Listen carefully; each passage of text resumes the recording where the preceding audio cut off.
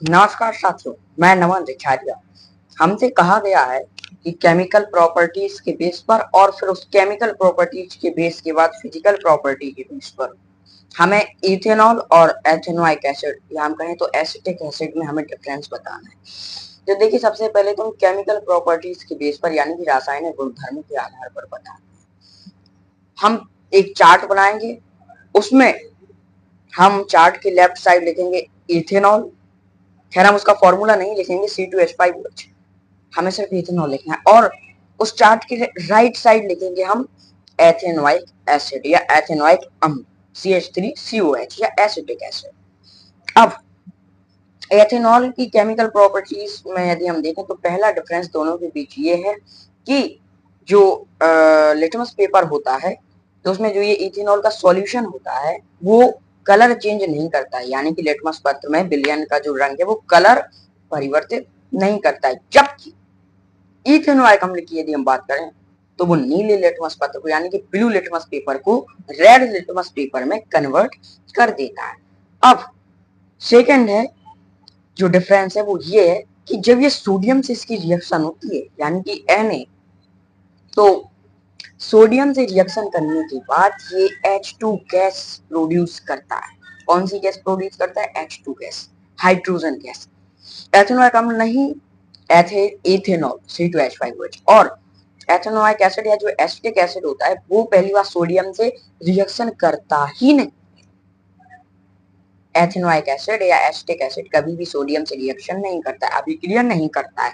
जो third difference है, chemical difference इनका रासायनिक गुणधर्मों के आधार पर, वो ये है कि कार्बोनेट और बाइकार्बोनेट से जब इनकी रिएक्शन होती है तो पहली बात तो ये इथेनॉल तो कार्बोनेट और बाइकार्बोनेट से रिएक्शन करते ही नहीं है। और जो इथेनोइक एसिड होते हैं, एसिटिक एसिड है, वो जब कार्बोनेट और बाइकार्बोनेट से रिएक्शन करते हैं तो वो हमें CO2 गैस देते हैं, CO2 गैस प्रोड्यूस करते हैं। कौन? Ethanoic acid. तो ये तो था केमिकल प्रॉपर्टीज के बेस पर उनका डिफरेंस।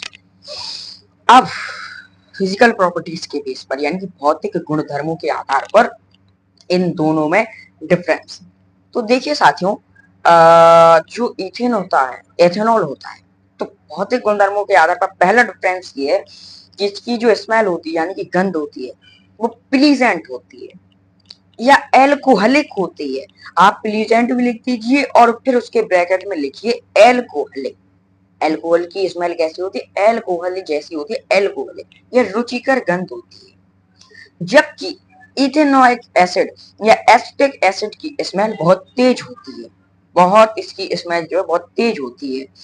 अब इसके बाद यदि हम इसके गलनांक की बात करें यानी कि मेल्टिंग पॉइंट की बात करें तो इथेनॉल का जो मेल्टिंग पॉइंट है वो होता है 156 केल्विन, 156 केल्विन। और एथेनॉइक यदि हम अम्ल की बात करें तो इसका मेल्टिंग पॉइंट होता है 290 केल्विन यानी कि 290 केल्विन। वहीं यदि हम एथेनॉल की बॉइलिंग पॉइंट या क्वथनांक की बात करें तो इथेनॉल का बॉइलिंग पॉइंट होता है 351 केल्विन। कितना होता है? 351 केल्विन। और यदि हम एथेनोइक एसिड या एसिटिक एसिड के बॉइलिंग पॉइंट की बात करें या क्वथनांक की बात करें, बॉइलिंग पॉइंट को हम हिंदी में क्वथनांक कहते हैं और मेल्टिंग पॉइंट को हम हिंदी में गलनांक कहते हैं। तो एथेनोइक एसिड का जो बॉइलिंग पॉइंट होता है एसिटिक एसिड का वो होता है 391 केल्विन। तो आज के लिए इतना ही, जिसमें हमने आपको बताया कि इन दोनों ही एथेनॉल और एसिटिक एसिड के बीच में डिफरेंस फिजिकल प्रॉपर्टीज के बेस पर और फिर उसके बाद केमिकल प्रॉपर्टीज के बेस पर। अच्छा, इथेनॉल का फॉर्मूला होता है C2H5OH, जिसको हम इथेनॉल या फिर हम इथाइल एल्कोहल भी बोलते हैं। और हम इथेनोइक अम्ल की यदि बात करें तो CH3COH होता है इसका क्या फॉर्मूला, या हम इसको इसका कॉमन नेम होता है इथेनोइक एसिड और इसका IUPAC नेम होता है यानी कि international union of pure and applied chemistry. तो IUPAC नेम होता है इसका क्या? Acetic acid. तो आज के लिए इतना ही। आपसे अगली मुलाकात अपने अगले लेक्चर के साथ होगी। तब तक के लिए आप खुश रहिए, स्वस्थ रहिए, सुरक्षित रहिए। और सांप के दांत में, बिच्छू के डंक में और इंसान के मन में कितना जहर भरा है इसका अंदाज लगा पाना मुश्किल ही नहीं, नामुमकिन। नमस्कार।